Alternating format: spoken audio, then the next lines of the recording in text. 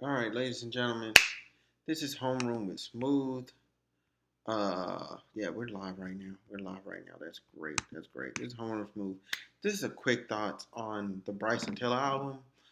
I was gonna do a like more long video, but then I realized there just really I just don't have much to say.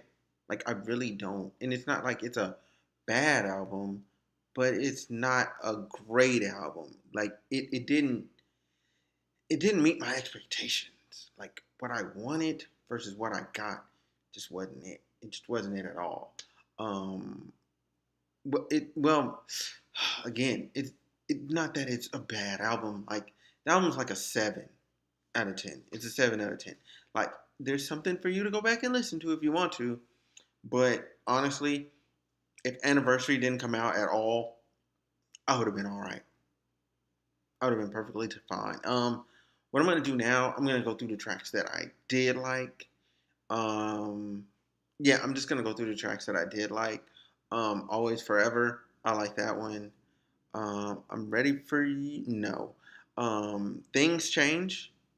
Timeless Interlude is fire. Things Change is fire. Um, Sorrows is good yet bad at the same time. Like Sorrows sounds good, but there's so much going on instrumentally. Like it just I can't listen to it for too long. Um, Track 8, Out of Time with Drake. Maybe it'll grow on me. I'm praying that it grows on me. But for some reason, I just was like, no. And I honestly, I've listened to it a couple times, and I haven't made it past Drake's verse. And it's not that Bryson Tiller's is bad. It's just the instrumental and everything. I'm so exhausted listening to it.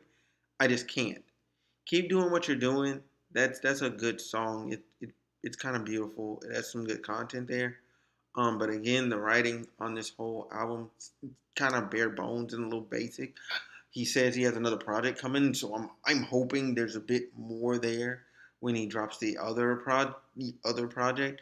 That just sounds like you knew this wasn't your best effort, and people been asking for something, so you're like, here's something. Um, Also, Next to You. Um, Next to You is good. Next to You is good. I like it. I like it a lot. I like it a lot.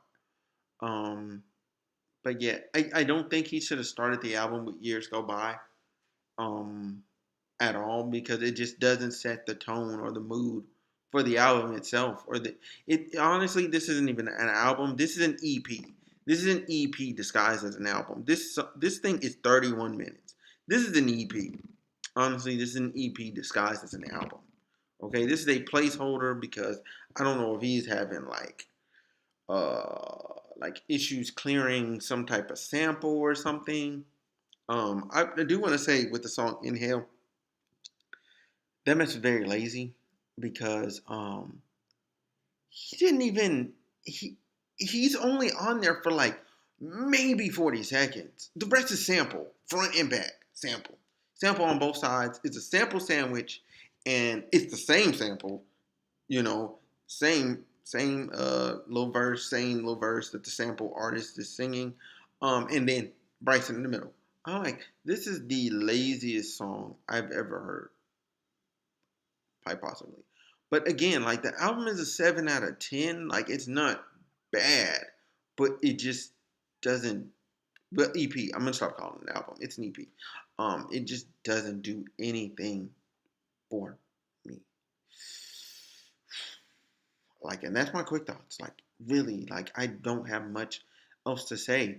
Like, I can't believe that Out of Time was like the first time I just like cut off a Drake record, a record featuring Drake, and I was like, I didn't need that one. I didn't need it. I didn't need it. I didn't need it. It did nothing for me. I was like, nah, that's not it. That's not it at all. This is not it at all.